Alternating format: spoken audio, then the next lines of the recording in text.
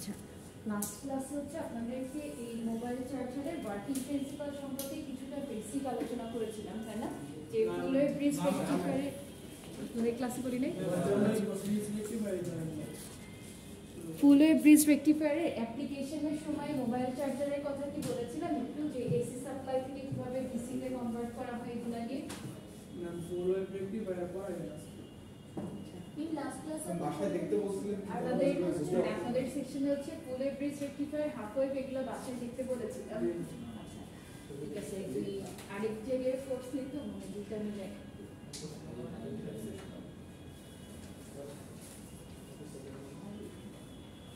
ফুলের ব্রিজ রেকটিফায়ারের কনসেপ্টটা কি সবাই দেখে এসেছেন?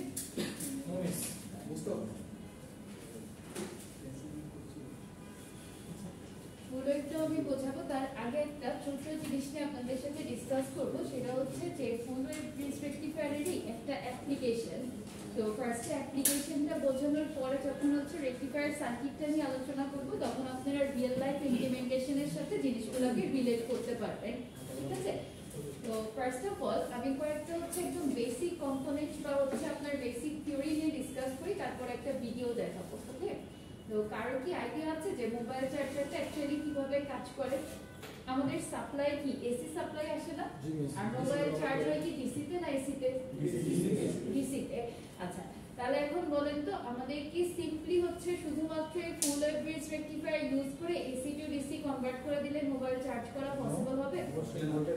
কখনোই হচ্ছে পসিবল হবে না। কারণ একেতে তো ভোল্টেজ ড্রপের একটা ইস্যু থাকবে, কারণ এখানে আপনি সাপ্লাই যে ভোল্টেজটা পাচ্ছেন এটা অ্যারাউন্ড হচ্ছে 220 ভোল্ট এসি, রাইট?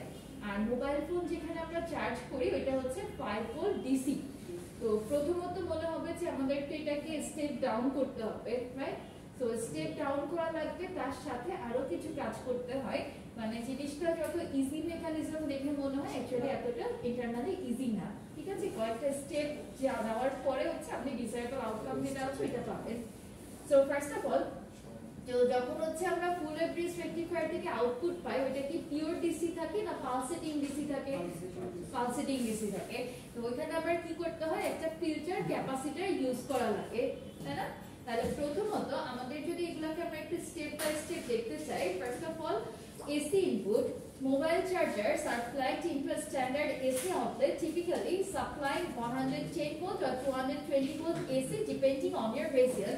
তো আমাদের বাংলাদেশের পার্সপেক্টিভ হচ্ছে 220 ভোল্ট এসি সাপ্লাই দেওয়া হয়। তারপরেরটাতে কি হচ্ছে, সেকেন্ড স্টেপে যে আপনার রেকটিফায়ারটা কাজ করতেছে, যে the first step inside a mobile charger is a bridge rectifier. This consists 4 diode. চারটা ডায়োড কেন ব্যবহার করা হয়? দুইটা ডায়োড ব্যবহার করলে কি হতো,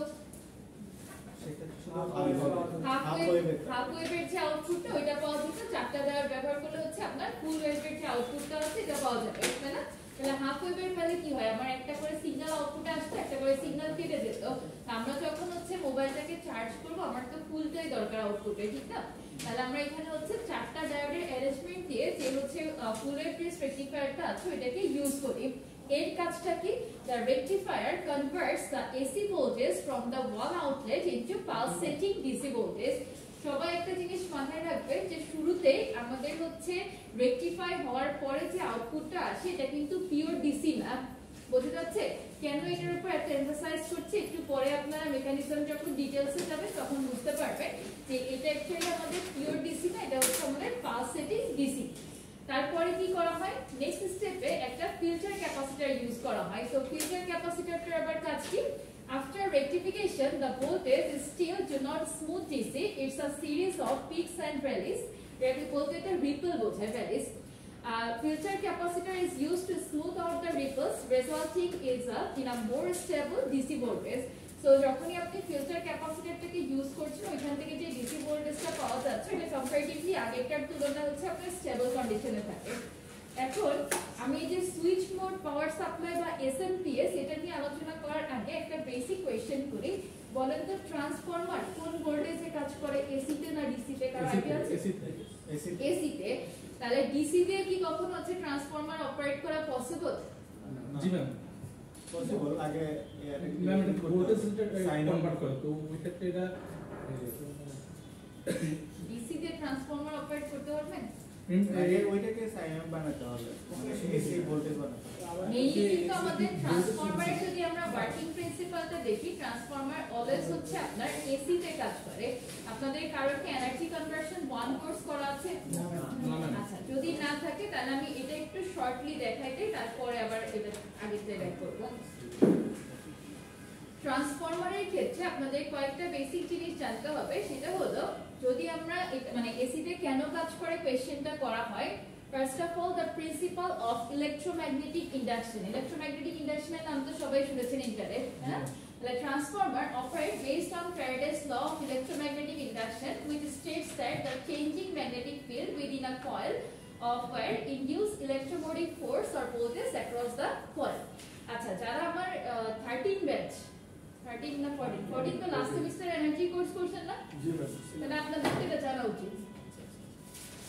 আচ্ছা আর ডিসি তে কি হয় না ডিসি তে আমাদের যে চেঞ্জিং ম্যাগনেটিক ফিল্ডটা আছে ডিসি থেকে চেঞ্জিং ম্যাগনেটিক ফিল্ড ক্রিয়েট হওয়ার কোনো পসিবিলিটিস আছে তা তো নাই কেন নাই কারণ হচ্ছে ডাইরেক্ট কারেন্ট যেটা ওটা কি হয় টাইমের সাথে কি আমার কোনো ভেরিয়েশন আসে না একই দিকে হচ্ছে টাইমের সাথে সেম রেটে ফ্লো করতে থাকে তাহলে direct current flows in one direction with a constant magnitude which creates a steady magnetic field rather than a changing one আর ট্রান্সফরমারের ক্ষেত্রে আমার কি লাগবে চেঞ্জিং ম্যাগনেটিক ফিল্ড লাগবে যেটা হচ্ছে আপনার এসি কারেন্টে অনলি পসিবল কেন পসিবল কারণ হলো AC current continuously changes its direction and magnitude producing a changing magnetic field that is essential for inducing voltage in the transformer secondary coil তো এই দুইটা বেসিক একটু আপনাদের জেনে রাখাটা দরকার কেন দরকার কারণ হচ্ছে যখন আমি ভিডিওটা দেখাবো দেখবেন যে আপনার হচ্ছে পরবর্তীতে ট্রান্সফরমারের সাথে একটা কানেকশন আছে যাতে কারণ মনে না হয় যে ডিসি দিয়ে আবার ট্রান্সফরমার অপারেট করা হচ্ছে অ্যাকচুয়ালি কিন্তু ডিসি দিয়ে অপারেট করা হয় না এখানে একটা মেকানিজম কাজ করছে তাহলে এটা বোঝার জন্য আমাদেরকে কি জানতে হবে switch mode power supply or SMPS তাহলে এসএমপিএস জিনিসটা কি Mobile chargers use a technology called switch mode power supply or SMPS instead of traditional transformer.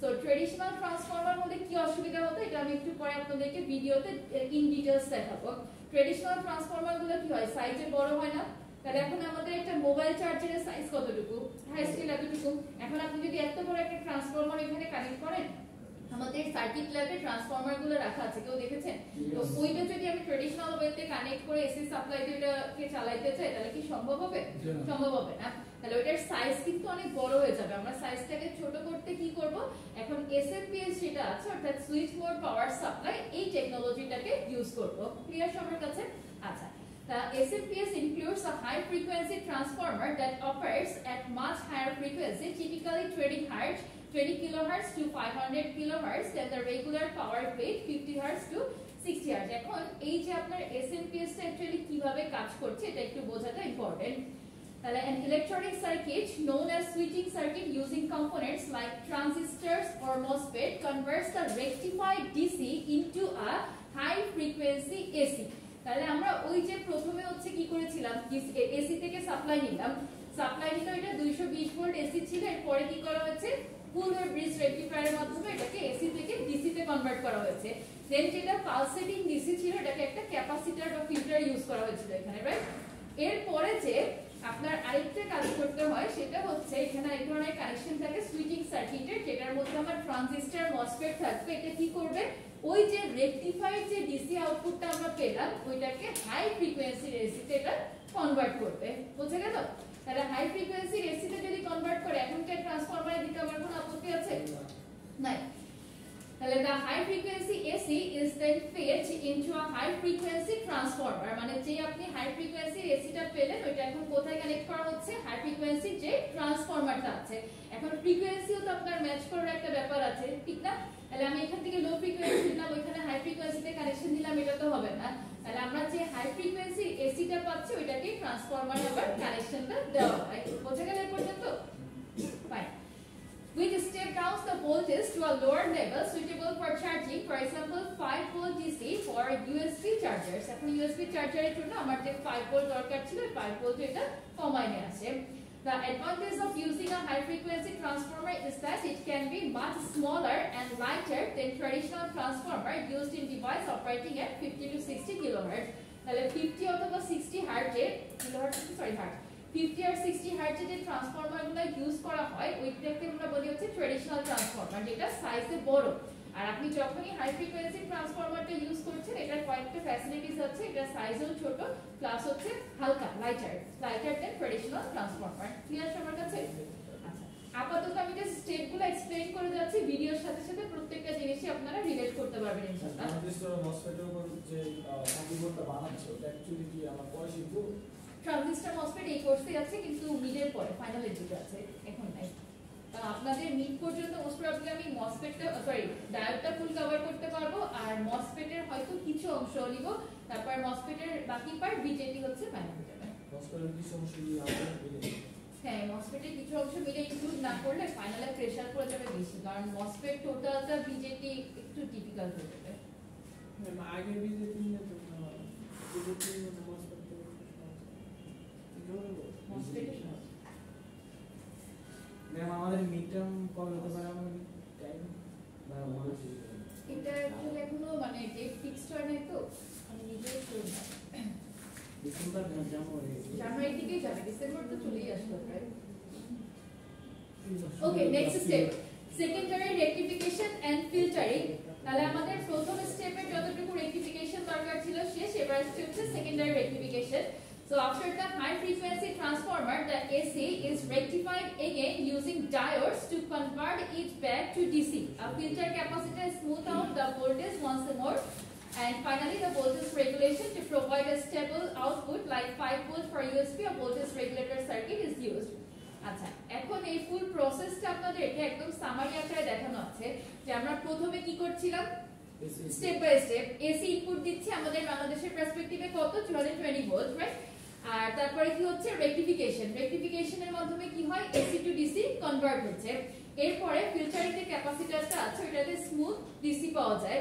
Next কি করতে হচ্ছে, সুইচিং সার্কিটটা DC to high frequency AC. কারণ একটা জিনিস লক্ষ্য করে দেখেন, আমরা এই পর্যন্ত যে আউটপুটটা পাচ্ছিলাম এই আউটপুটটা কি আমার ডিসি আউটপুট না? এখন আমি যখন ট্রান্সফরমারে দিতে যাব তার আগে তো আমার এটাকে হাই ফ্রিকোয়েন্সি এসি তে কনভার্ট করতে হবে। তাহলে সুইচিং সার্কিটের মাধ্যমে কি করা হচ্ছে, DC to high frequency AC. Next স্টেপে হাই ফ্রিকোয়েন্সি যে ট্রান্সফরমারটা আছে ওটা ভোল্টেজটাকে কি করবে, স্টেপ ডাউন করবে। স্টেপ ডাউন করার পর এটা এখন আমার কি আছে, এসি ভোল্টেজ না? তাহলে এসি থেকে আবার যদি ডিসি তে কনভার্ট করতে হয় তখন হচ্ছে রেকটিফিকেশন এন্ড ফিল্টারিং এর প্রয়োজন হবে। কেন হবে, ব্যাক টু ডিসি তে ব্যাক করার জন্য। তারপরে কি, তারপরে হচ্ছে ভোল্টেজ রেগুলেটর বা ভোল্টেজ রেগুলেশনের মাধ্যমে আপনার কনস্ট্যান্ট যে 5 ভোল্ট ডিসি আউটপুট দরকার ওইটাকে সেট করতে পারবো। এখন অনেকের মনে প্রশ্ন আসতে পারে যে আমরা তো হচ্ছে ওই যে ট্রান্সফরমার দিয়ে স্টেপ ডাউন করলাম, তারপর এখানে 5 ভোল্ট রাখলাম, রেকটিফিকেশন এন্ড ফিল্টারিং এর মাধ্যমে এটাকে ডিসি তে নিয়ে নিলাম, তাহলে শুধু ভোল্টেজ রেগুলেশনটা বা ভোল্টেজ রেগুলেটরটা কেন ইউজ করব? তার মেইন কারণ হলো আপনি যদি 5 ভোল্টের থেকে কিছুটা বেশি দিয়ে ফেলেন, চার্জার কি হবে, নষ্ট হয়ে যাবে না, ড্যামেজ হয়ে যাবে, তো বাস্ট করবে, ফুটে যাবে। সো আমরা হচ্ছে এটার জন্য যাতে চার্জারটা ড্যামেজ না হয় এজন্য ভোল্টেজ রেগুলেটরটা ইউজ করলে আপনার যে 5 ভোল্টটা দরকার এক্স্যাক্টলি স্টেবল আউটপুট 5 ভোল্টই হচ্ছে চার্জারে আপনি দিতে পারবেন। বুঝা গেল? ক্যাপাসিটরটা কি ভোল্টেজ রেগুলেটর হিসেবে কাজ করবে? কোনটা? মানে চার্জারের ক্যাপাসিটর হচ্ছে আপনারা যে প্রথমে যে ডিসি আউটপুটটা পাচ্ছেন এটা তো পালসেটিং ডিসি থেকে ওইটাকে কিছুটা পিওর ডিসি তে কনভার্ট করার জন্য ক্যাপাসিটরটা হাই ফ্রিকোয়েন্সি কেন করব? কোথায় এখানে হাই ফ্রিকোয়েন্সি কেন করবেন?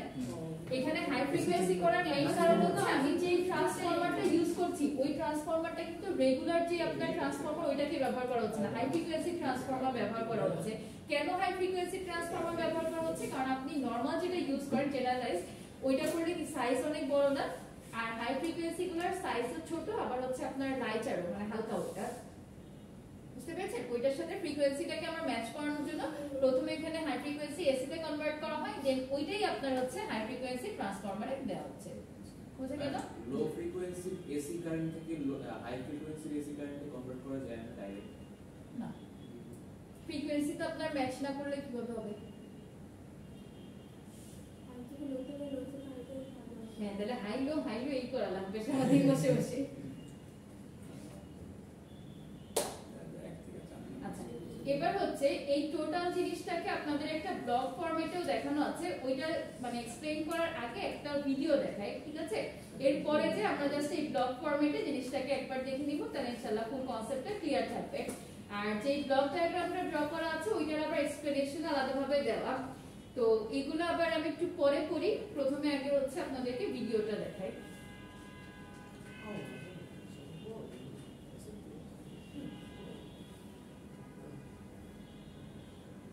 এটার মধ্যে ডাবল স্টেপটা আছে না? হ্যাঁ, এটার মধ্যে ঠিক আছে।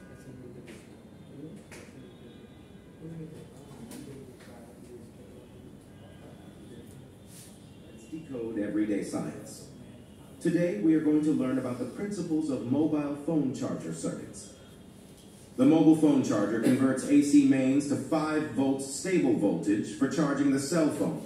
How does that small charger produce 5 VDC from our 220 VAC main power supply?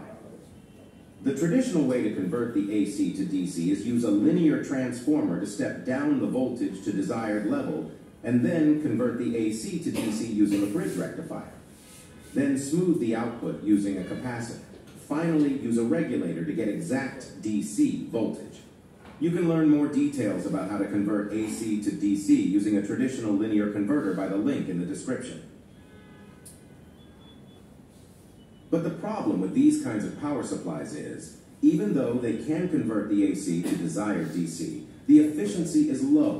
It normally wastes a lot of energy as heat, and moreover, they are heavy and large in size. That is what...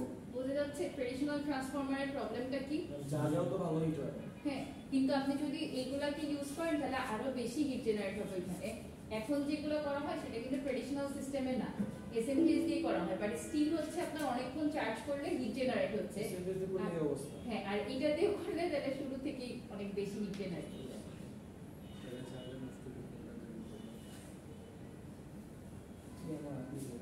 দেখেন, সবার কাছে যেটা normally মনে হয় যে আমাদের মনে হয় ট্রেডিশনাল যে পাওয়ার সাপ্লাইটা আছে এই ফরম্যাটে কাজ করে, যেটা হচ্ছে সবাইকে স্টার্টিং এ জিজ্ঞেস করলে এটাই বলে যে আমরা 220 ভোল্টটাকে কিভাবে স্টেপ ডাউন করব, ব্রিজ রেকটিফায়ার দিব, একটা ক্যাপাসিটরকে ইউজ করব। কারণ এখানে তাদের ধারণা থাকে যে 220 ভোল্টটাকে আমি হচ্ছে স্টেপ ডাউনের মাধ্যমে 5 করলাম, ব্রিজ রেকটিফায়ারের মাধ্যমে এসি থেকে ডিসি তে কনভার্ট, ক্যাপাসিটরের মাধ্যমে হচ্ছে পাওয়ার সেটিং ডিসি, তারপর রেগুলেটর দিয়ে আউটপুট। এটা কিন্তু একদম আপনার ট্রেডিশনাল সিস্টেমে। আর এখন যেটা করা হয় সেটা হচ্ছে আমি ডিটেইলস এসএমপিএস তে যেটা আলোচনা করলাম এটাও আসবে। But the problem with these kinds of power supplies is, even though they can convert the AC to desired DC, the efficiency is low. It normally wastes a lot of energy as heat, and moreover, they are heavy and large in size. That is why those are unfit for traveling chargers. One of the main differences between these power supplies is the size of the transformer used. In traditional linear power supplies, the transformer is a large and heavy component. On the other hand, the phone charger contains a much smaller transformer. Let's discuss how this is achieved. The concept of Faraday's law of electromagnetic induction states that a changing magnetic flux through a coil of wire induces a voltage in the coil. For a transformer, the root mean square of induced voltage at a winding can be calculated using the supply frequency, number of turns, core cross-sectional area, and peak magnetic flux density. I'm not going to explain the math in depth. আচ্ছা, এটা হচ্ছে যারা energy conversion 1 course করেছেন তাদের কাছে Simply- পরিচিত equation না? এই মানে ইকুয়েশনটা থেকে মেইনলি আমাদের যেটা লাগবে সেটা হচ্ছে ইআরএমএস, অর্থাৎ ভোল্টেজ অফ দ্য ওয়াইন্ডিং এর সাথে আপনার ফ্রিকোয়েন্সি, নাম্বার অফ টার্নস আর কোর ক্রস সেকশনাল এরিয়া রিলেশনটা কেমন, প্রপোর্শনাল নাকি inversely proportional.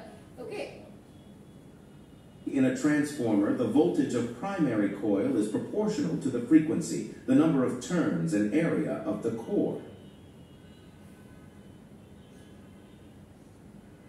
Traditional linear transformers operate at the frequency of the mains AC, which is typically 50 to 60 hertz depending on the region. To achieve maximum power output and efficiency in these transformers, a larger core and a higher number of turns in the windings are required. However, this results in larger and heavier transformers. But we can solve this problem if we have a way to increase the frequency of the current. Then we can use small coils to the transformer and reduce its size. These kinds of power supplies are called... আচ্ছা, যাদের question ছিল যে frequency কেন বাড়ানো হচ্ছে এখন কি clearly বোঝা গেল? দেখেন, আমাদের যদি ফ্রিকোয়েন্সিটা কম থাকে সেক্ষেত্রে কি হয়? ফ্রিকোয়েন্সি কম থাকলে হচ্ছে আপনার সাইজটা কি হয় বড় হয়ে যাচ্ছে আর যখনই আপনি ফ্রিকোয়েন্সিটাকে বাড়াচ্ছেন ফ্রিকোয়েন্সি ইনক্রিজ করলে পোর্ট সাইজ যেটা আছে স্মল হয় এবং নাম্বার অফ টার্নস হচ্ছে আমার কম হয়ে যায় হ্যাঁ ওয়ালাইকুম আসসালাম জানেন আমি ক্লাসে না সমস্যা নেই হ্যাঁ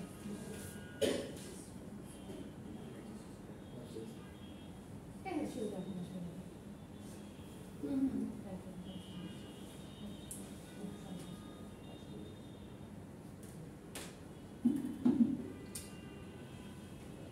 Mode power supplies, or SMPS. Let's see how this SMPS works. Initially, the 230-volt AC input signal from the source is provided to the input rectifier and filter circuit. This converts the AC to rippled DC. Then the unregulated DC output is fed to the power transistor that acts as a high-frequency switch. It converts the DC into a very high-frequency square wave. The high-frequency DC is stepped down into low voltage, probably 5 volt, by a flyback high-frequency transformer. You may wonder how the DC is stepped down using a transformer, but keep in mind this is not a pure DC. It changes the voltage at very high frequency. Low voltage. ফ্রিকোয়েন্সির সাথে কি হচ্ছে ভোল্টেজটা change হচ্ছে তাহলে কি এটা DC voltage pure DC DC না সুতরাং এই জন্যই হচ্ছে আমরা এখানে ট্রান্সফরমারে এই ভোল্টেজটাকে অ্যাপ্লাই করতে পারছি করার পরে কি হয় স্টেপ ডাউন হয় তারপরে যে হচ্ছে আপনার আবার ডিসি তে কনভার্ট করা হয় ক্লিয়ার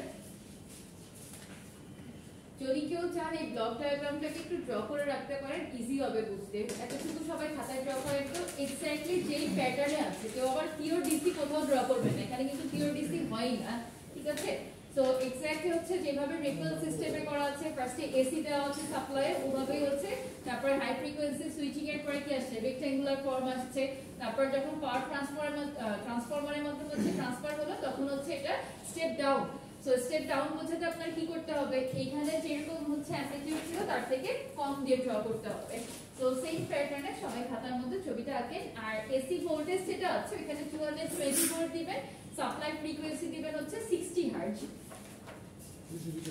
হ্যাঁ 220 আর 60 উপরে টাইটেল দিয়ে রাখবেন switch mode power supply or SMPS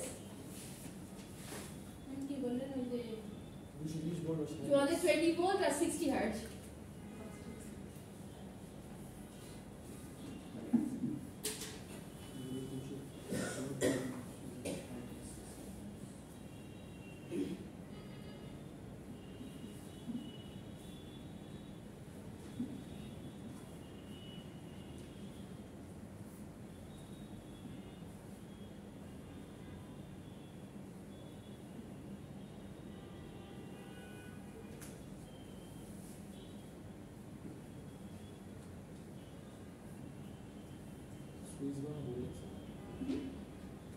switch বানাতে বলেছে very same और भी हम रखते हैं DC না এগুলো চলে যায়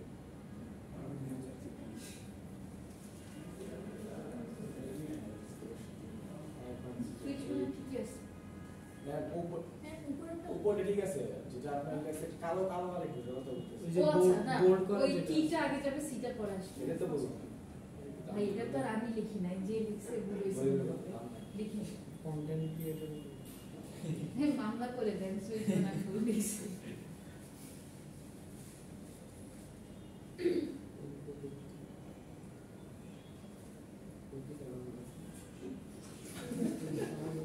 কি হলো আবার রেকটিফায়ার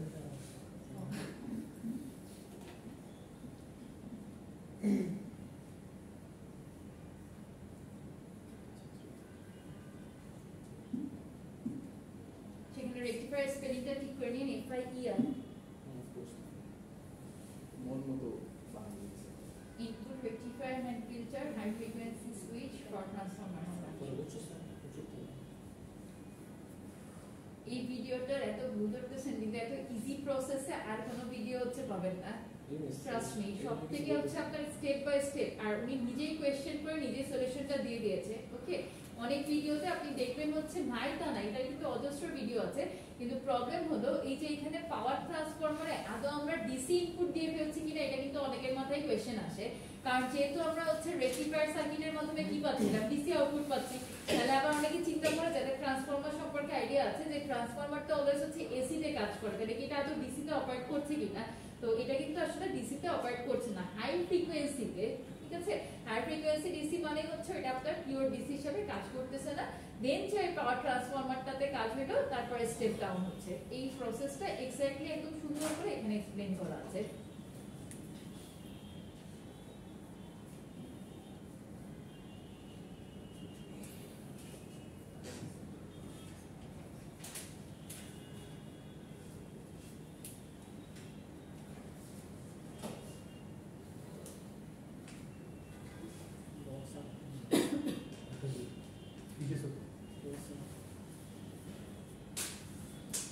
ম্যাম এটা যে আরেকটা একটা ছিল সামনে একটা স্লাইড প্রবলেম ভিডিওটা আরেকটু সামনে দিন ma'am DC is further provided as input to the output filter unit. This simply filters out the unwanted residuals from the signal in order to provide a regulated DC signal as the output.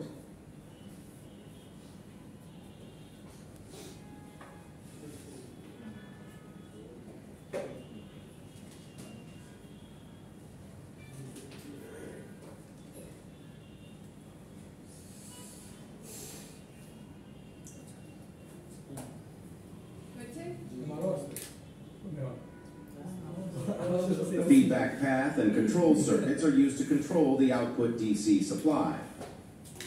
Let's read. এটার spelling একটু mistake আছে, feedback হবে FEED, feedback circuit. Feedback বলতে হচ্ছে এখানে যে আউটপুটটা আসে, এই আউটপুটটা আবার হলো আপনার এই হাই ফ্রিকোয়েন্সি সুইচে যে দেন আবার হচ্ছে কাজ করা স্টার্ট করবে। না না এটা দিবি At the key steps of this circuit's operation. The first step is to rectify the AC voltage using a diode. স্লাইডটা লাগবে আচ্ছা এখানে না ওইটা ড্র করতে দেখে দেবা এত feedback feedback FEED, feedback. Feedback থেকে হাই ফ্রিকোয়েন্সি কে সেটা চিত্র করব কি কি ফিডব্যাক থেকে হাই ফ্রিকোয়েন্সি সুইচে গেছে এটা কোন চিত্র করব না মানে জাস্ট অ্যাডোতে বুঝিয়ে দিছে। এটা কি মানে মেইনলি ফার্স্ট চিত্র হতে না, এটা তো মানে আপনারা আর কিছু ড্র করতে হবে না, এই আউটপুটটা থেকে আবার হচ্ছে এখানে যায়, যাওয়ার পরে আবার ফুল প্রসেস হয়ে আবার লুপ আকারে বুঝছেন।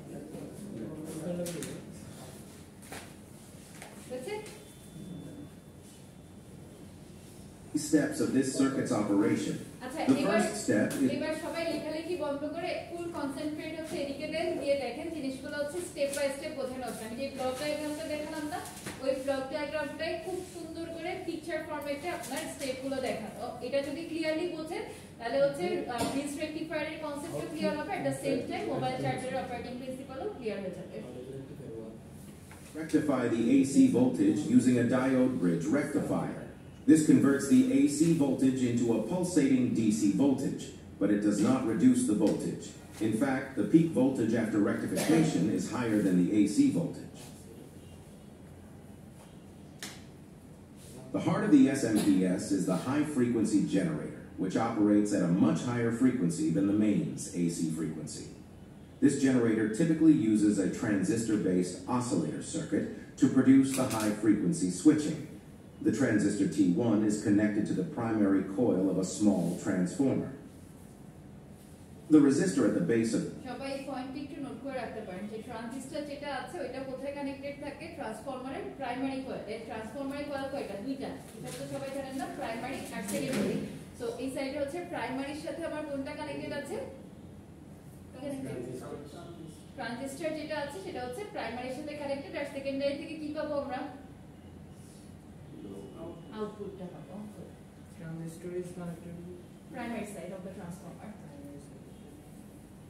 One partially turns it on, allowing only a small current to flow from collector to emitter.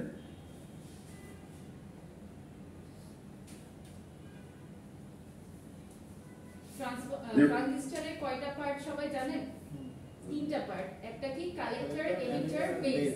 তাহলে এখান থেকে কি হচ্ছে small current is allowed to flow through a collector two emitter এই রেজিস্টারের মাধ্যমে এই দিক থেকে যখন কারেন্ট ফ্লো করছে তখন খুব একটা স্মল কারেন্টটা এখান থেকে পাস করতে পারছে A small secondary winding S1 placed near the primary coil.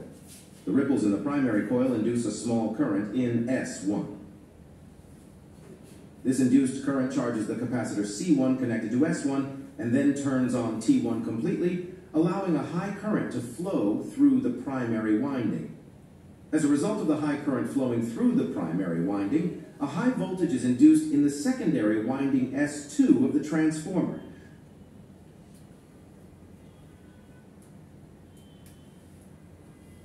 Another transistor T2 is connected to the circuit. When the voltage at S1 is low, T2 remains in the off state. When the voltage at S1 becomes high, T2 turns on, which pulls the base of T1 to 0 volts and turns T1 off. With T1 turned off, no current flows through the primary coil, causing no current to flow in S1. As a result, এখানে হচ্ছে ট্রানজিস্টরের যে operating প্রিন্সিপালগুলো এটা হলো আপনারা যখন এই যে বিজেপিটা পড়তে যাবেন তখন ডিটেইলসে বুঝতে পারবেন সো আপাতত হচ্ছে এতটুকু মাথায় রাখেন যে T1 T2 কিন্তু আপনার প্যারালালি বা সাইমালটেনিয়াসলি অন অফ থাকছে না একটা যদি অন থাকে আরেকটা কি হচ্ছে অফ হচ্ছে রাইট আবার আরেকটা যখন অফ হচ্ছে আরেকটা অন হচ্ছে এটা কিভাবে হচ্ছে এই যে এখান থেকে আমাদের যে ভোল্টেজটা আসতেছে এর মাধ্যমে ঠিক না যে when the T1 is on and the voltage of S1 is high that T2 turns on which makes the base of T1 0 volt and turns T1 off তাহলে একটা ট্রানজিস্টর 1 যখন আমার অফ কন্ডিশনে আছে তখন কোন ট্রানজিস্টরটা অন হচ্ছে T2 টা আবার T2 যখন অফ কন্ডিশনে ছিল কোন ট্রানজিস্টরটা অ্যাক্টিভ ছিল T1 টা ঠিক আছে তাহলে এই দুইটার মাধ্যমে আমার কি হবে আউটপুট যেটা আছে এখান থেকে আমরা আউটপুটটা পাচ্ছি না S1 S2 থেকে the base of T2 becomes low, turning T2 off as well. Now again, the resistor at the base of T1 partially turns it on, allowing only a small current to flow from collector to emitter. Then the cycle repeats.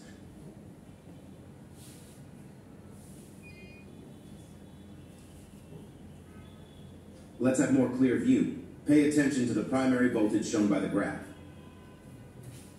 আচ্ছা এটা দেখে এখনই ভয় পাওয়ার কিছু নাই কারণ আপনারা এখনো ট্রানজিস্টরটা পড়েন নাই তো প্রথমত হচ্ছে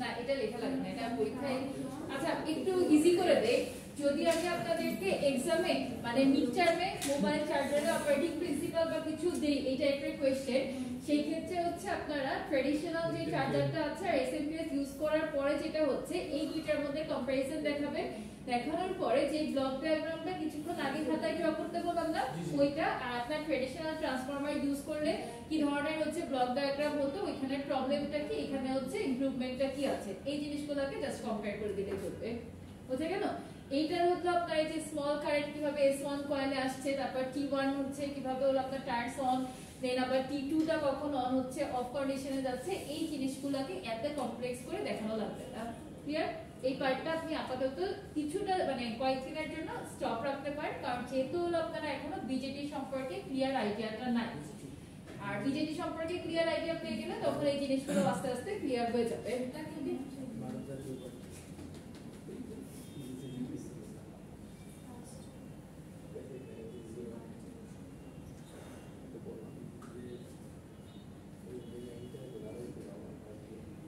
প্রথমে যেটা দেখানো হয়েছিল ওইটা ছিল হচ্ছে ব্লক ডায়াগ্রাম ঠিক আছে আর যদি সার্কিট ডায়াগ্রাম ড্র করতে বলা হতো তাহলে সার্কিট ডায়াগ্রামটা হচ্ছে আমাদের এই টোটাল জিনিসটা যে প্রথমে হলো আপনার ব্রেস রেকটিফায়ার কিভাবে কাজ করছে এখান থেকে রিপল ডিসি কিভাবে আসছে দেন হলো যে আপনার ডিসি হাই ফ্রিকোয়েন্সি ডিসি আমরা কিরকম ভাবে পাচ্ছি ট্রান্সফরমার থেকে আউটপুট কি আসছে এটা টোটাল যদি সার্কিট ডায়াগ্রামের মাধ্যমে আপনার দেখাতে বলা হতো তাহলে হচ্ছে এটা ড্র করতে হবে তো আপাতত এটা লাগবে না আপনারা হলো কি ব্লক ডায়াগ্রামটা এক্সপ্লেইন করলেই চলবে আর অপ্টোকাপলার যেটা অপ্টোকাপলার সম্পর্কে আপনাদের হয়তো আইডিয়া নাই আমি কিছুটা একটু ধারণা দিয়ে দেই অপ্টোকাপলার সম্পর্কে কি কারো আইডিয়া আছে এখন তো মূল ক্লাসে আসি আজকে টপিকে অপ্টোকাপলার বলতে মতে কাপলিং সিস্টেমটা কি অ্যাকচুয়ালি ওয়ান মানে মোর দেন ওয়ান থাকে কম্পোনেন্ট কানেক্টেড রাইট দুইটা তাহলে আমাদের অপটো কাপলারের ক্ষেত্রেও দুইটা মেইন পার্ট আছে একটা হচ্ছে light emitting diode that is LED আর একটা হলো ফটো ডিটেক্টর নিয়ে কেউ কখনো কাজ করেছেন আইডিয়া আছে কোনটা অপটো কাপলারটা কি বুঝিয়ে দিছি ওইটা বোঝানোর জন্য কম্পোনেন্ট দেখাবো দেখানোর পরে কিভাবে কাজ করে শুনে নিব ভালোটা ব্যবহার করা হয় ইমেজ জেনারেশন দিয়ে কাজ করতে ইমেজ ভিজুয়ালাইজেশন দিয়ে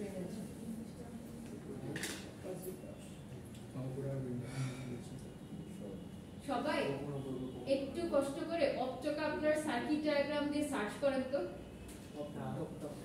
সার্কিট ডায়াগ্রাম মোবাইল হাতে দেখেই কেউ আবার ফেসবুকিং শুরু করেন না অপটো কাপলার সার্কিট ডায়াগ্রাম দিয়ে সার্চ করেন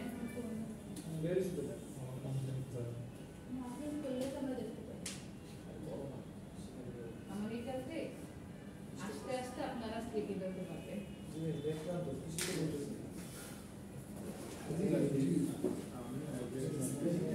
আচ্ছা হয়েছে এবার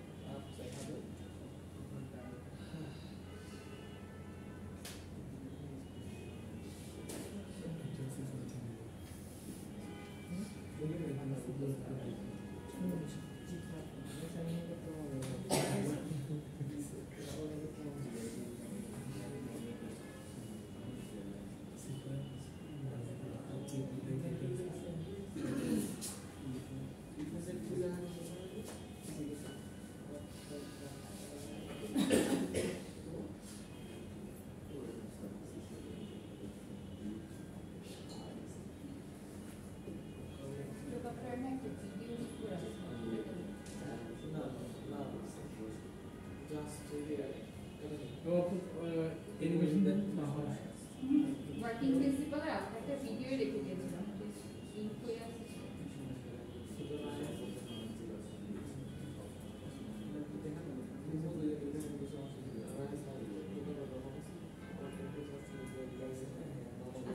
সবাই একটু ঠান্ডা মাথায় এইদিকে ফার্স্ট এটা দেখেন দেখার পর আমি স্টেপ বাই স্টেপ আলোচনা করব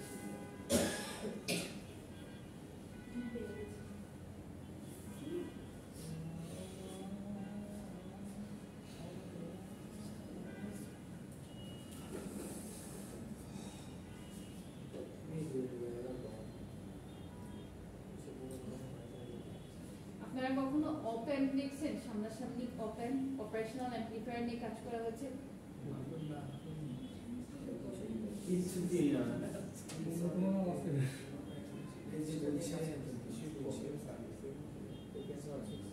Hi guys, in this lesson I will explain the basic structure and working principle of the optocoupler. Optocoupler is a circuit element that can control high currents with low currents without an electrical connection between two circuits, and it provides electrical isolation to these two circuits. Thanks to optocouplers, different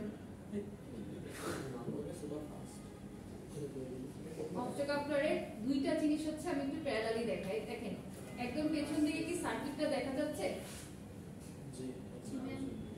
অপটোকাপলারের ক্ষেত্রে খেয়াল করে দেখেন এই দুইটার মধ্যে কিন্তু কোনো connection নাই আমাদের হচ্ছে দুইটা পার্ট যে আলাদা আলাদা আছে এটা কোনো ওয়্যারের মাধ্যমে বা কিছুতে কানেক্টেড এটা কিন্তু কোনটা দিয়ে কানেক্টেড না তাহলে ফার্স্ট আমরা কি বলতে পারি যে optocoupler is a circuit element that can control high currents with low currents without an electrical connection between two circuits সবাই পয়েন্ট একটু নোট করে রাখেন যে optocoupler is a circuit element that can control high currents with low currents without an electrical connection between two circuits, and it provides electrical isolation of this to these two circuits.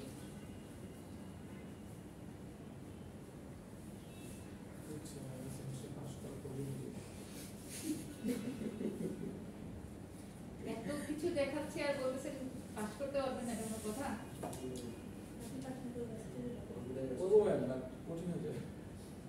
হবে না ইনশাআল্লাহ আমরা করে দেব মনে হয় না যারা এসব কথাবার্তা বলে এরাই সবচেয়ে ভালো আমাদের ভিডিওটা দিয়ে দিলাম না না না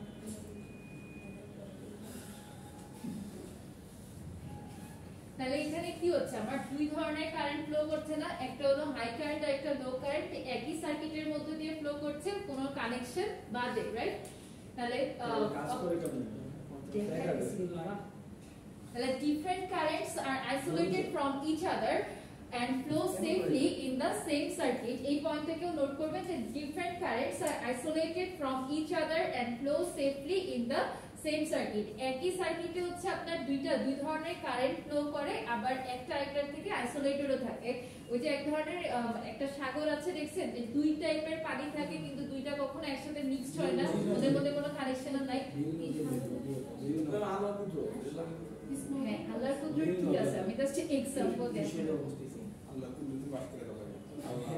হয়েছে রেখা?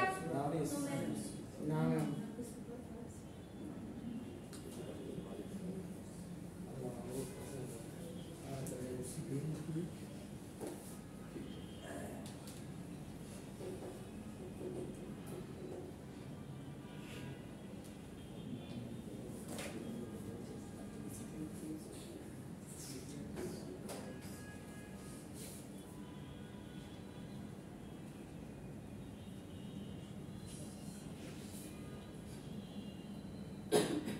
অপটোকাপলারের আরেকটা নামও আছে অপটো আইসোলেটর, এটাও লিখে রাখতে পারেন। অনেকটা জায়গায় হচ্ছে বইয়ে যদি কেউ খোঁজেন অপটোকাপলার নামেও পাইতে পারেন অথবা অপটো আইসোলেটর নামেও পাওয়া যায়।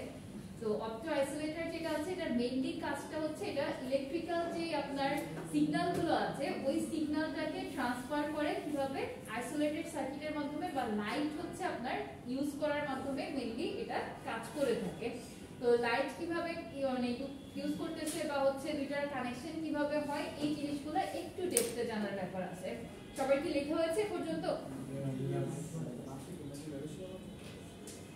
Currents are isolated from each other and flow safely in the same circuit. As you can see in the figure, 4 and 6-pin optocouplers are widely used in different models. So, let's see how is the structure of optocoupler. For example, the 4N25 optocoupler consists of an infrared LED and a phototransistor. Infrared LED emitting infrared light and phototransistor which is triggered by this infrared light are combined into one and optocoupler is formed. An infrared LED আচ্ছা, এটা হচ্ছে আপনাদের এই মানে এই কোর্সের সাথে ল্যাবে পাবেন না, কিন্তু যখন হলো আপনারা অপএম্প নিয়ে কাজ করবেন ফিমেল সেন্সর না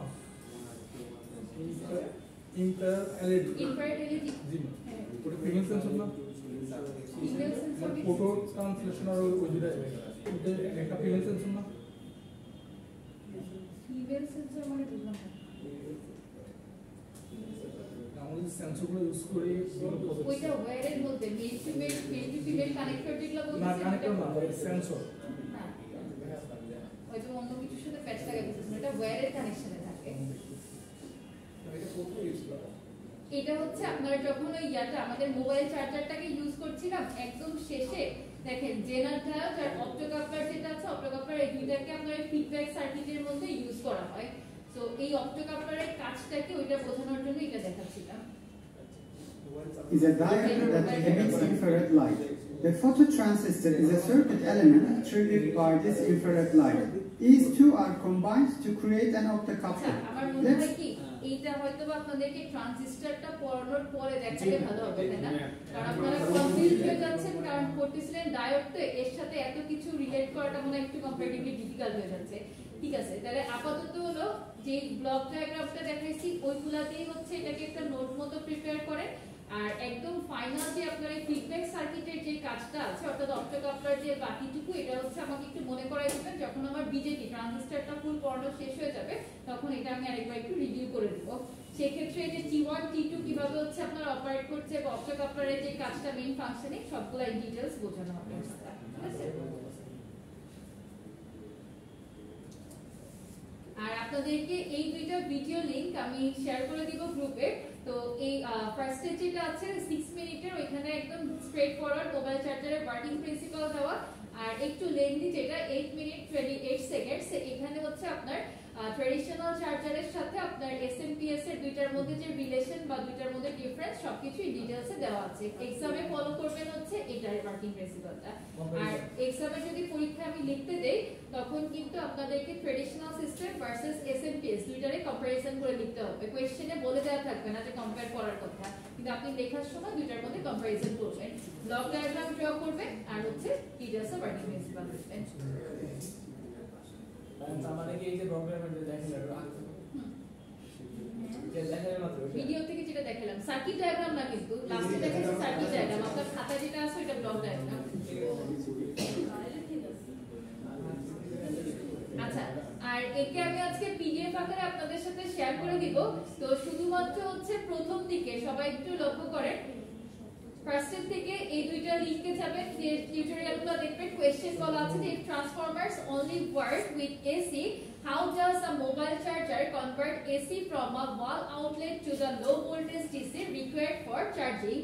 তো পরীক্ষায় কোশ্চেন কিন্তু সরাসরি how does the mobile charger work এভাবে আসবে না। যারা আমার লাস্ট সেমিস্টারে কোর্স করেছেন তারা হয়তো জানেন যে আমাদের কোশ্চেন প্যাটার্নটা একটু হচ্ছে ঘুরায় করা হয়, এটা ল্যাঙ্গুয়েজে কিছুটা ভেরিয়েশন থাকে, স্ট্রেট ফরওয়ার্ড কোনো কোশ্চেন থাকে না। তাহলে আমরা প্রথমে এই প্রশ্নটাকে কিভাবে করতে পারি যে ট্রান্সফরমার যদি শুধুমাত্র এসি তে কাজ করে তাহলে মোবাইল চার্জারের ক্ষেত্রে এটা কিভাবে হচ্ছে আপনার কাজ করছে, ঠিক আছে? তখন কিন্তু আপনাকে ফুল এর ওয়ার্কিং প্রিন্সিপালটা লিখে আসতে হবে। তো প্রথমত হচ্ছে এখানে স্টেপগুলো how mobile charger works step by step দেওয়া আছে, দেন একটা সামারি অফ দ্য প্রসেস, এরপরে একটা ব্লক ডায়াগ্রাম ড্র করা। ব্লক ডায়াগ্রাম এভাবে না করে আপনাদের যেটা দেখাইছি ওইভাবে করবেন, দেন এক্সপ্লেনেশন অফ দ্য ব্লকস। তারপরে ছিল why mobile charger use SMPS instead of the traditional charging system or traditional transformer। এরপরে যে how an optocoupler works এটা ডিটেইলসে বলা ছিল, যেখানে দুই ধরনের হচ্ছে পার্টস আছে, light emitting diode and photo detector. তো লাইট ইমিটিং ডায়োড সম্পর্কে অলরেডি আপনারা জানেন, ফটো ডিটেক্টরটা এত ক্লিয়ারলি এখনো জানেন না। তো এনিওয়েজ এই অপটোকাপলারের পার্টটা আপাতত স্কিপ করে করার পরে যে আরেকটা লিংক ছিল, ওই লিংকটা মনে আলাদা আছে। আচ্ছা, এই ট্রান্সফরমার হচ্ছে কিভাবে শুধুমাত্র এসি তে কাজ করে, কেন করে, এটার উপর আলাদা আরেকটা আপনার পিডিএফ কপি আমি সেন্ড করে দিব। কিন্তু যেহেতু এটা সবাই ঠান্ডা মাথায় শুনেন, ট্রান্সফরমারটা কিন্তু আপনার এই কোর্সের সাথে ডিরেক্টলি রিলেভেন্ট না, বুঝতে পারছি? এটা এনার্জি কনভার্সন 1 2 তে যে আপনার থাকবে, সুতরাং এটা নিজের জানার জন্য পরীক্ষা এখান থেকে কোনো কোশ্চেন দেওয়া হবে না। ক্লিয়ার? ওকে, আজকে আপনাদেরকে লাস্ট একটা ম্যাথ করাই দেই। ম্যাথে হলো ম্যাথটা করার একটা উদ্দেশ্য আছে, নেক্সট দিন যখন আপনারা ল্যাবে আসবেন, ল্যাব কবে? শনিবার দিন একটা কোশ্চেন দিয়েছিলাম না প্রি ল্যাবের জন্য, ডায়োড কারেন্ট ক্যালকুলেশনের, মনে আছে? হ্যাঁ, ওইটারই আজকে ম্যাথ করাবো।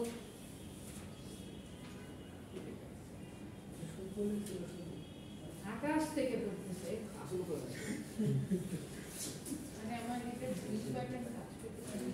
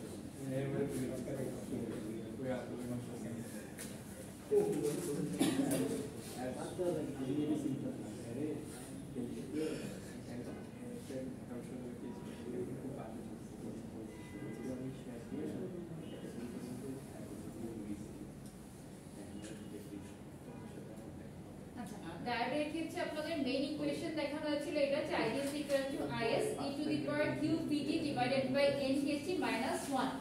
আর একে আরেকটা সিম্পলিফাইড ভার্সন অফ ইকুয়েশন দেখিয়েছিলাম, তাই না? ল্যাব ক্লাসে মনে আছে? -1টা ছিল না? হ্যাঁ, তো ল্যাবে যেটা দেখানো হয়েছিল ওই ইকুয়েশনটা দিয়ে মূলত হচ্ছে আপনাদেরকে ম্যাথমেটিক্যাল প্রবলেমগুলো সলভ করতে হবে। তো এটার পরিচিতিগুলো যারা জানেন ভালো, যারা জানেন না খাতায় একটু নোট করে রাখেন। IG and BG are diode currents and voltage respectively. Q is the charge of the electron, N is identified factor n equal to 1 for 2 delayed semiconductor, n equal to 2 for delayed semiconductor. তো এত details হচ্ছে লাগবে না আমাদের শুধুমাত্র এই ইকুয়েশনটা আমি বলি তাহলে সবাই নোট করেন IT equal প্রিভিয়াস আগে লেগে করেছেন আমি বোর্ডে লিখছি প্রিভিয়াস ল্যাবের আগের ল্যাবে ফার্স্ট ল্যাবটাতে ছিল মজা এই যে নাইট কোর্সে হ্যাঁ ফার্স্ট ল্যাবে অনেক কম সংখ্যক ছিল এই জন্য আগে সে বসে ওইটা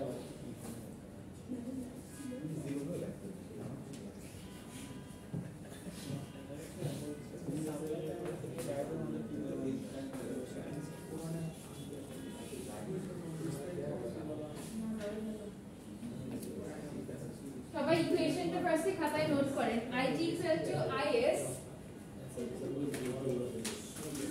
e to the power VT divided by N VT এটা হচ্ছে আমাদের মেইন ইকুয়েশন ঠিক আছে তাহলে ID সমান কি ID আর VT হলো আপনার diode current and diode voltage respectively কি হচ্ছে টেম্পারেচার আর VT যেটা আছে এটা আমাদের থার্মাল টেম্পারেচারে কি ভোল্টেজটা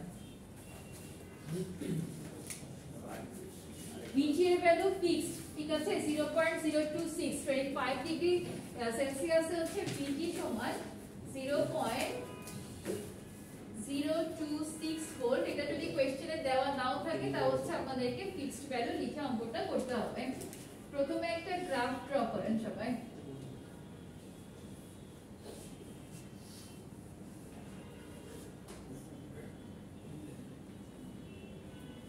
বেটির মানটা কত ডিগ্রি সেলসিয়াস আছে 25 ডিগ্রি রুম টেম্পারেচারে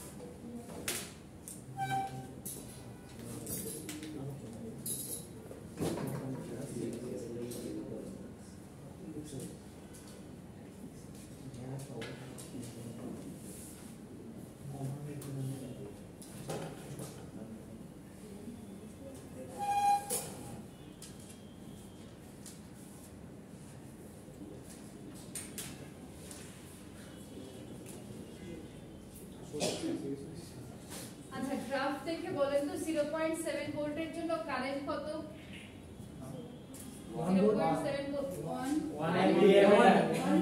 1 মিলিঅ্যাম্পিয়ার আর 0.8 এর জন্য কারেন্ট 10 মিলিঅ্যাম্পিয়ার তাহলে আপনাদেরকে পরীক্ষায় যদি এই ডায়াগ্রামটা ড্র করে দেওয়া থাকে সেই ক্ষেত্রে হচ্ছে টেবিলটা দেওয়া থাকবে না বুঝতে পেরেছেন জাস্ট হচ্ছে কিছুই না সিম্পলি যে গ্রাফ প্রিন্ট করে যেভাবে ওভাবে আপনাদেরকে ভোল্টেজ আর কারেন্টটাকে ফাইন্ড আউট করে নিতে হবে যে যখন হচ্ছে আমার ভোল্টেজটা 0.7 ওর পার্সপেক্টিভে কারেন্ট হলো 1 মিলিঅ্যাম্পিয়ার যখন ভোল্টেজ 0.8 তখন হচ্ছে কারেন্ট 10 মিলিঅ্যাম্পিয়ার তাহলে ফাইন্ড আউট করতে হবে একদম লাস্টে হচ্ছে আমাদের IS এর ভ্যালু কত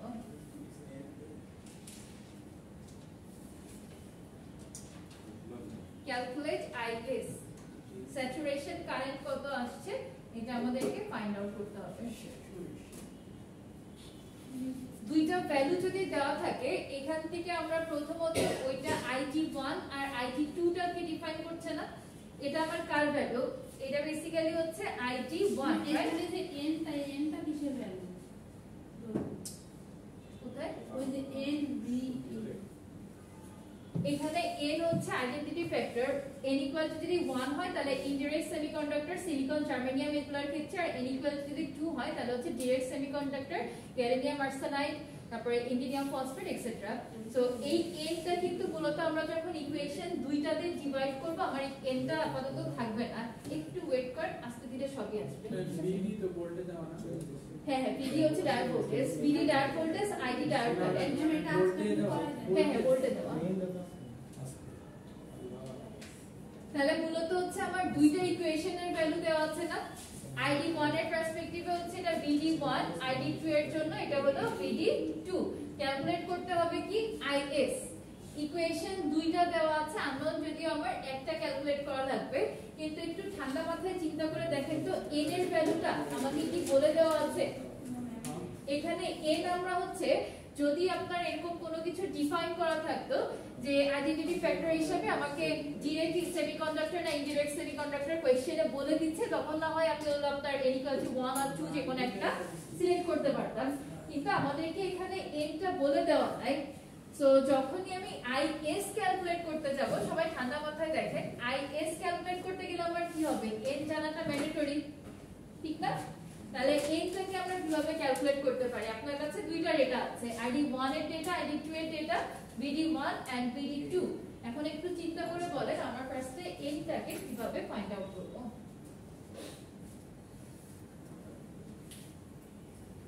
আচ্ছা, তার আগে একটা বেসিক কোশ্চেন করি, এটা ম্যাথমেটিক্যালি জানার কথা। ln e এর মান কত?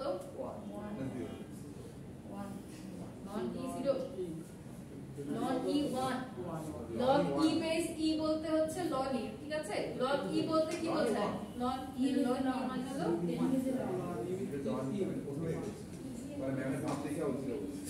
আমি কি ভাবতে গেলাম তো ঘুরি দেয় আপনার টাকা এটা আসলে মানে আমার টাকা থেকে মনে করছেন ঘুরে টাকা ওদিক টাকা বই না, এদিকে টাকায় পরে চলে যাবো।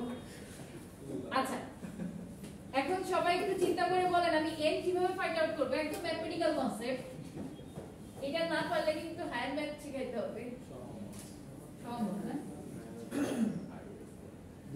হায়ার ম্যাথ কোর্স সাবজেক্ট ছিল কয়জনের? সবাই তো মেইন সাবজেক্ট থাকে। বায়োলজি কোর্স মেইন সাবজেক্ট ছিল। So medical science main subject. Ma'am ভাগটা দেখে ভাগ্যের দোষে ইঞ্জিনিয়ারিং করতে এসেছে, ইয়া আল্লাহ। আচ্ছা ঠিক আছে, ফাইন। যে চয়েস চেঞ্জ করতে এখন তো কিছু করার নাই, চিন্তা করে বলেন এর কিভাবে ফাইন্ড আউট করব।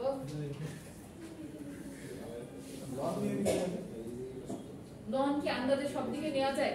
লন নিতে হবে, ফাইন, একটা ভালো কথা বলছেন, কিন্তু লন নিতে গেলে আমাকে তো ইটা আগে ফ্রি করতে হবে, তাছাড়া আমি হুট করে লন নিয়ে তো কাজ নাই আমার, তাই না? n1 + n2 n1 + n2 কিভাবে? n1 কই আমার? দুইটা দেওয়া আছে। ম্যাম আমাদের কাছে log নিব, log e to the base x মানে তো x। আচ্ছা, আমি আরেকটু সুন্দর করে ইকুয়েশনগুলো লিখি। আমার কাছে কয়টা ইকুয়েশন হবে এই দুইটা ভ্যালু দিয়ে? ইকুয়েশন কয়টা হবে এটা বলেন? ভ্যালু দুইটা থাকলে ইকুয়েশন দুইটা হবে, সহজ হিসাব। তাহলে ফার্স্টে লিখেন ID1 সমান স্যাচুরেশন কারেন্টে তো কোনো চেঞ্জ হচ্ছে না, IT e to the power BD1 divided by NVT। NVT কিন্তু আমার ফিক্সড, VT কি থার্মাল ভোল্টেজ, অর্থাৎ 25 ডিগ্রি সেলসিয়াস হচ্ছে আমার যে ভ্যালুটা।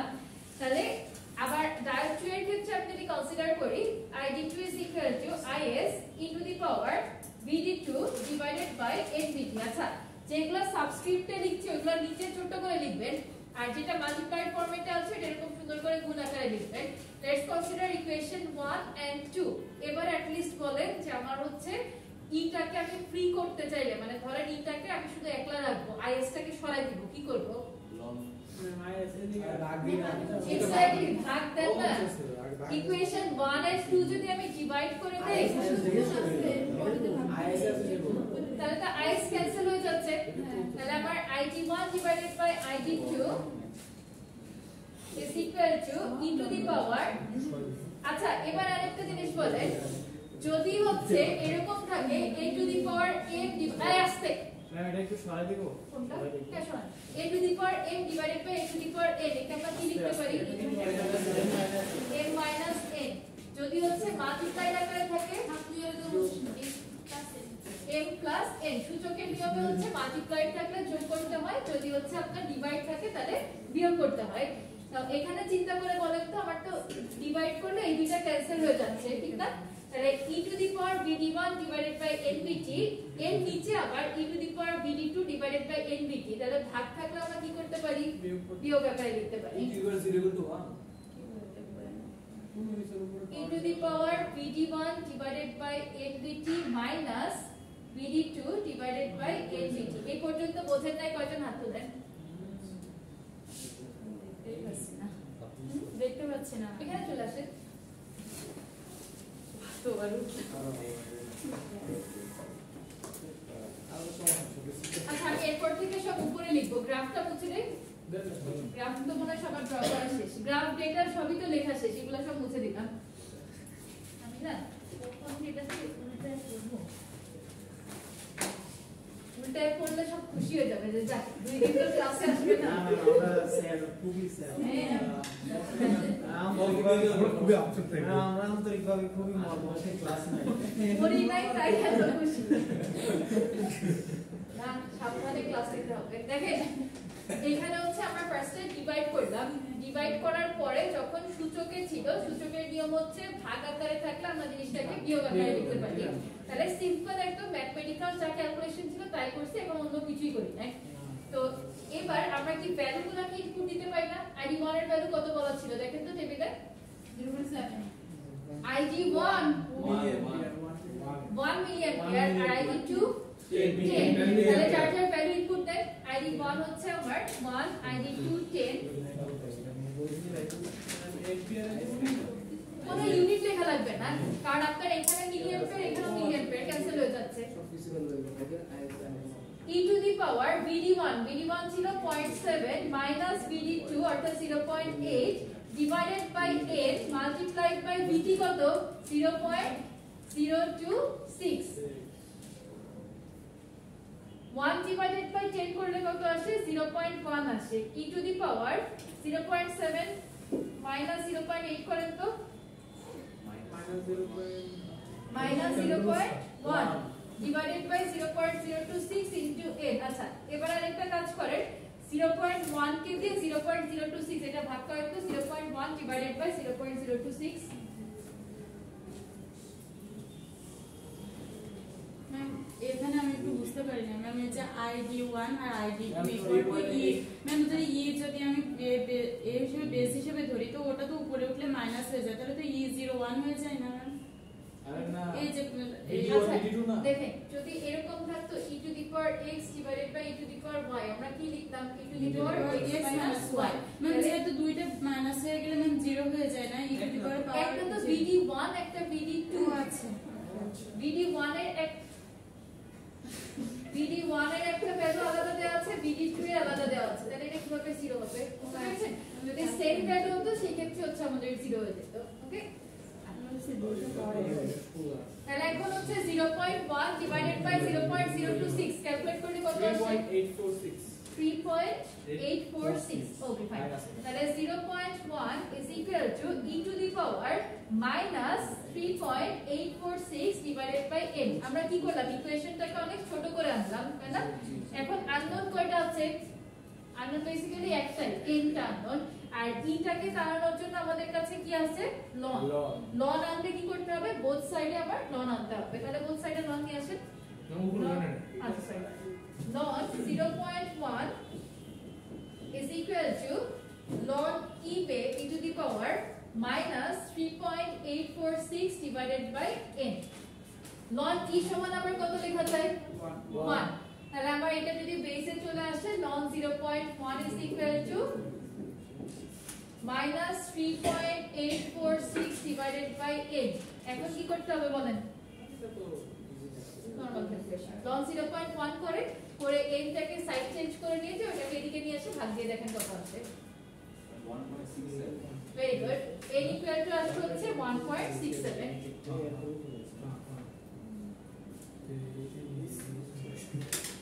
এরপর আমি এই ভ্যালুটা জাস্ট এক নাম্বার বসাতে দিই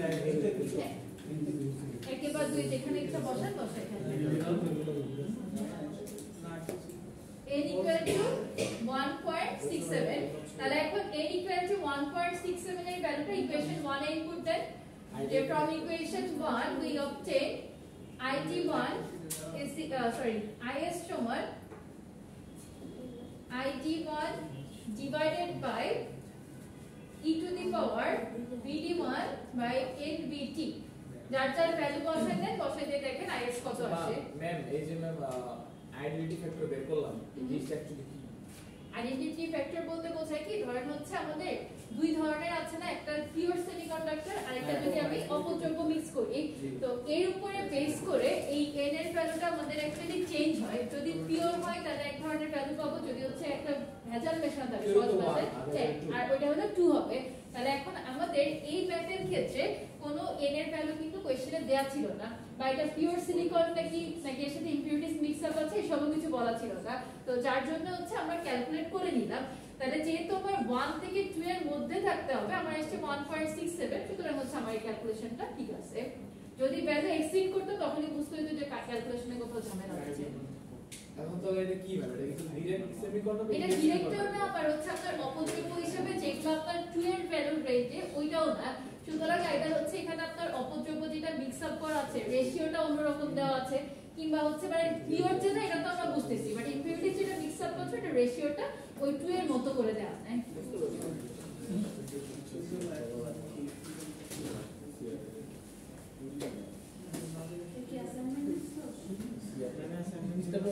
হ্যাঁ অ্যাসাইনমেন্টটা দিয়ে দেন আজকে নতুন করে দিলাম। ও না আচ্ছা, full wave bridge rectifier, half wave bridge রেকটিফায়ারের অ্যাসাইনমেন্টটা সবাই সাবমিট করে দেন।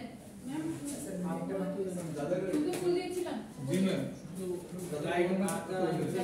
থিওরি বেস কোশ্চেন হ্যাঁ হ্যাঁ নিশ্চয়। হ্যাঁ, যাদের পরীক্ষা খারাপ হচ্ছিল তারা হচ্ছে ওই কোশ্চেনের সলিউশন অ্যাসাইনমেন্ট আকারে জমা দেন। সব একসাথে দিয়ে দেন, একসাথে দিব না দেন এভাবে যাদের ভালো হয়েছে যাদের ভালো হচ্ছে যদি দিয়ে দাও তাহলে ম্যাথ করি না।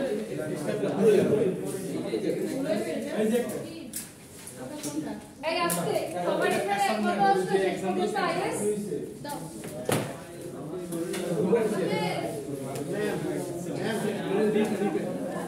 আইএস কত এসেছে?